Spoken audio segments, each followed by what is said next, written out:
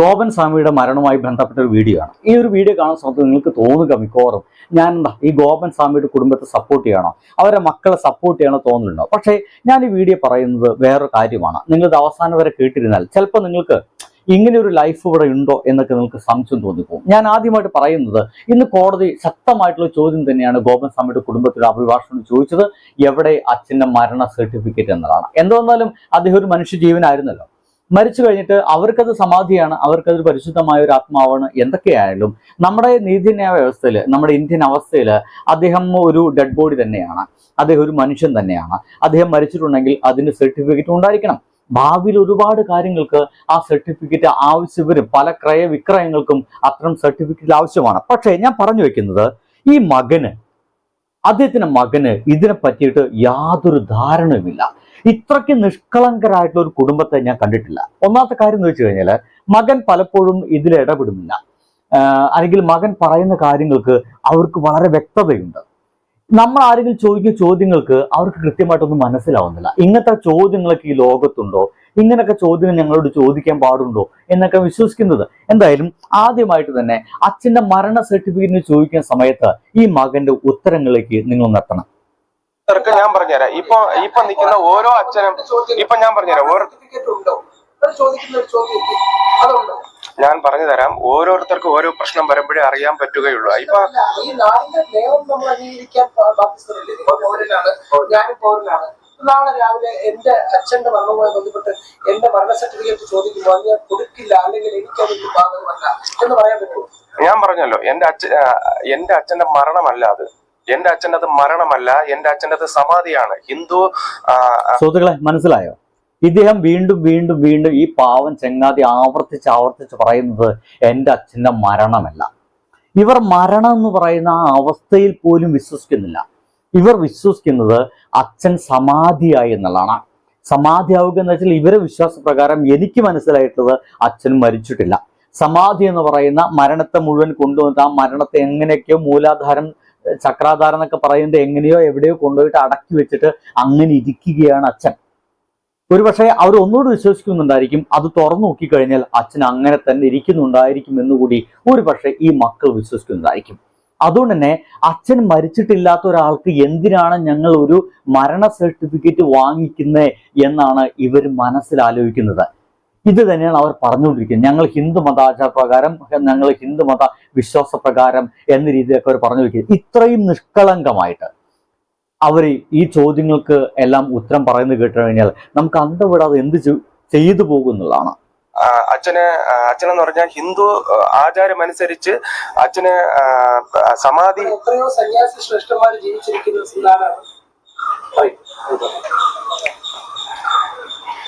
ഞാൻ പറഞ്ഞില്ലേ, ഇപ്പൊ എന്റെ അച്ഛൻ മരിച്ചതല്ല. എന്റെ അച്ഛൻ മരിച്ചതല്ല, എന്റെ അച്ഛൻ സമാധി ആയതാണ്. ഇപ്പോ ഞാനൊരു കാര്യം നിങ്ങളുടെ അടുത്ത് ചോദിക്കുകയാണ്. ഇപ്പൊ ഒരു സാധാരണ ഒരു വീട്ടിലുള്ള ഒരാള് ഞാൻ ചോദിക്കുന്നത്, ഇങ്ങനെയൊക്കെ പറയുന്ന ഒരാളെ നിങ്ങളുടെ ഈ അടുത്ത കാലഘട്ടത്തിൽ, ഈ ഇത്ര കാല ജീവിതത്തിനിടയ്ക്ക് ഈ വീഡിയോ കാണുന്ന ആരെങ്കിലും കണ്ടിട്ടുണ്ടോ? എൻ്റെ അച്ഛൻ മരിച്ചതല്ല, എൻ്റെ അച്ഛൻ സമാധിയായതാണ്, എൻ്റെ അച്ഛനെ വെറുതെ വിടണം, അദ്ദേഹത്തിന് ആ കുഴി തോണ്ടാൻ പാടില്ല എന്നൊക്കെ പറയുന്ന രീതിയിലുള്ള ഒരു വർത്തമാനം നിങ്ങൾ ഇത്ര കാല ജീവിതത്തിനൊക്കെ എവിടെയും കണ്ടിട്ടുണ്ടോ? ഇനിയിപ്പോൾ അവർ ക്രൈം ചെയ്തിട്ടുണ്ടെങ്കിൽ, കൃത്യമായിട്ട് അവർ ഒരുമിച്ച് കൂടി ക്രൈം ചെയ്തതാണ് എങ്കിൽ, അച്ഛനെ കൊന്നു കളഞ്ഞതാണ് എങ്കിൽ, ഈ ഒരു 3-4 ദിവസത്തിനിടയ്ക്ക് ഈ ഒരു ചോദ്യങ്ങൾക്കും പോലീസുകാരുടെ ചോദ്യങ്ങൾക്കിടയ്ക്ക് അവർ സത്യം പറഞ്ഞേനെ, അല്ലെങ്കിൽ അത്ര ഒരു മാനസികാവസ്ഥയിലേക്ക് അവരെത്തിപ്പെട്ടേനെ. തങ്ങൾക്ക് ഇനി ഒരു തരത്തിലും രക്ഷപ്പെടാൻ സാധിക്കില്ല എന്ന് അവർക്ക് പരിപൂർണമായിട്ട് ബോധ്യമാവുന്ന രീതിയിലേക്ക് കേരളം മുഴുവൻ ഇതിനെപ്പറ്റി അറിഞ്ഞു എന്ന് ഇവര് മനസ്സിലാക്കിയെന്ന് എനിക്ക് ഒരു പിടുത്തമില്ല കേട്ടോ. എന്തായാലും അദ്ദേഹം പറയുന്ന ബാക്കിയിലേക്ക് കേൾക്കാം. സമാധിയായി എന്ന് പറഞ്ഞ് ഒരിടത്ത് കൊണ്ട് ഇരുത്തി കഴിഞ്ഞാൽ നിങ്ങൾക്ക് അത് വിശ്വസിക്കാം, അതിൽ നിങ്ങൾക്ക് നോക്കാം. പക്ഷെ ഇതെന്ന് പറഞ്ഞു കഴിഞ്ഞാല് നമ്മുടെ ഈ ക്ഷേത്രം ഇവിടെ വന്നിട്ട് ഏകദേശം 30 വർഷത്തോളം പറയുന്ന ഒന്ന് മനസ്സിലാക്കണം. സമാധിയാവട്ടെ മരണമാവട്ടെ ഒരാളെ കാണാനില്ല. ആ കാണാനില്ല എന്ന കാര്യമാണ് പോലീസ് അന്വേഷിക്കുന്നത്. ഒരാൾ മിസ്സിംഗ് ആണ്.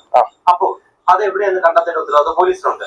അതുമായി അപ്പൊ നിങ്ങൾ പറയുന്നു ഈ കാണാനില്ല എന്ന് പോലീസ് പറഞ്ഞ കക്ഷി സമാധിയായിരുന്നു. അപ്പോൾ അദ്ദേഹം ഉണ്ടോ, എന്താണ് സംഭവിച്ചത് എന്ന് അറിയണ്ടേ?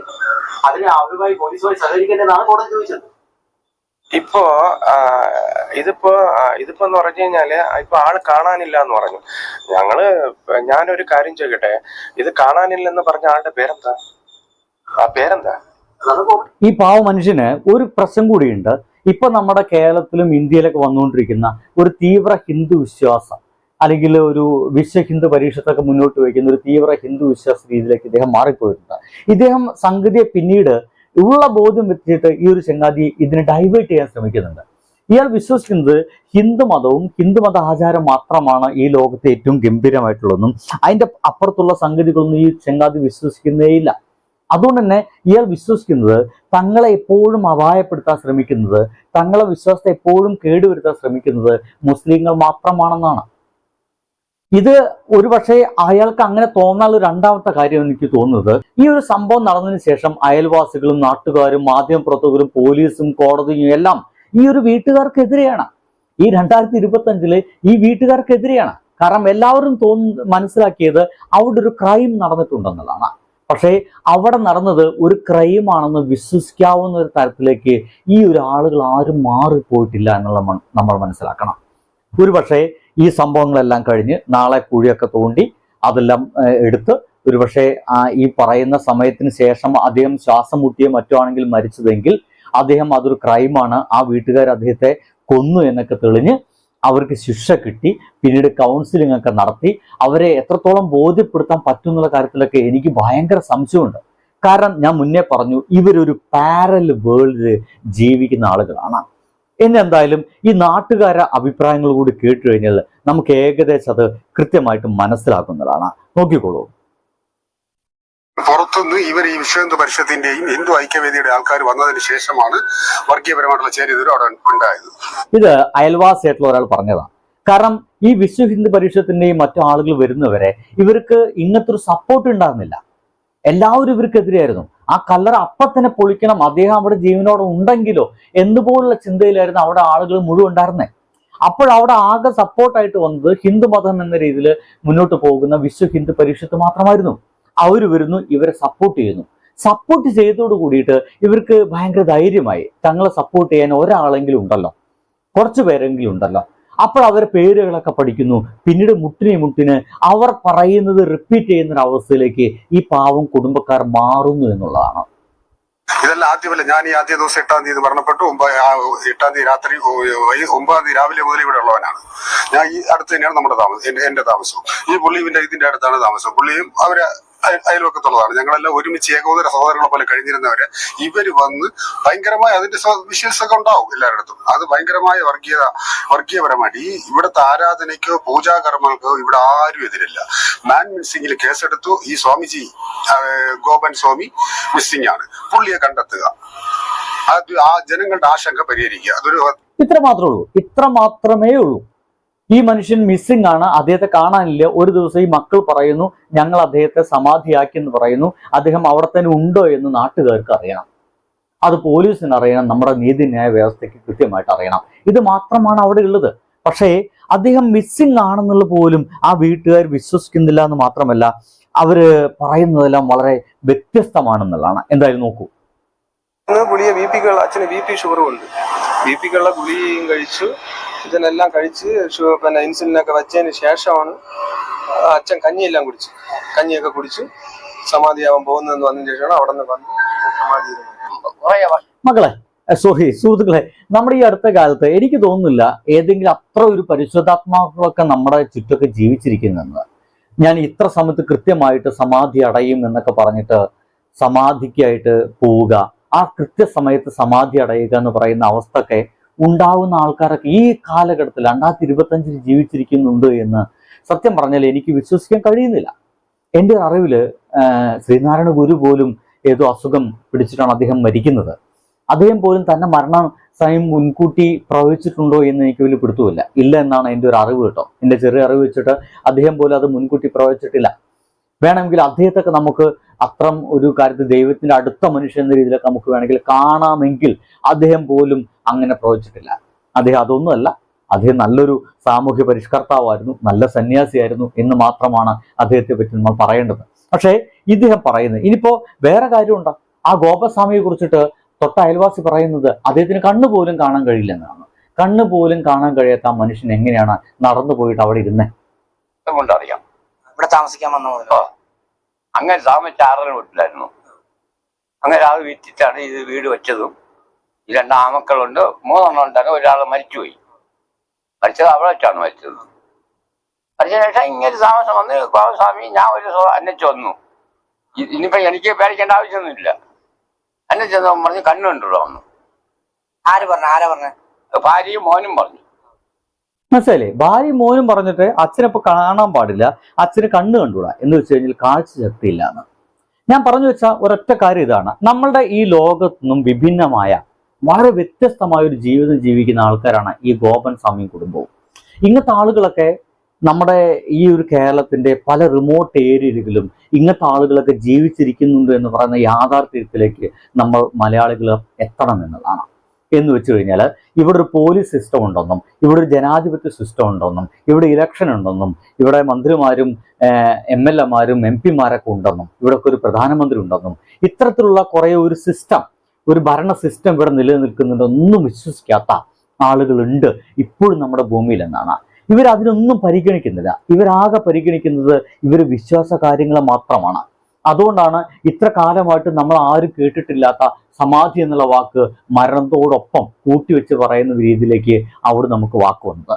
ഒപ്പം തന്നെ ഈ 2025 ആരും കേട്ടിട്ടില്ലാത്ത മൂലാധാരമെന്നും പല എന്തൊക്കെ സഹസ്രദള പത്മ അങ്ങനെ എന്തൊക്കെ കുറെ വാക്കുകളൊക്കെ നമ്മൾ ആരും കേട്ടിട്ടില്ലാത്ത രീതിയിൽ ഒരു മനുഷ്യൻ നിന്ന് പറയുന്നത് നമ്മൾ കേൾക്കേണ്ടി വന്നത്.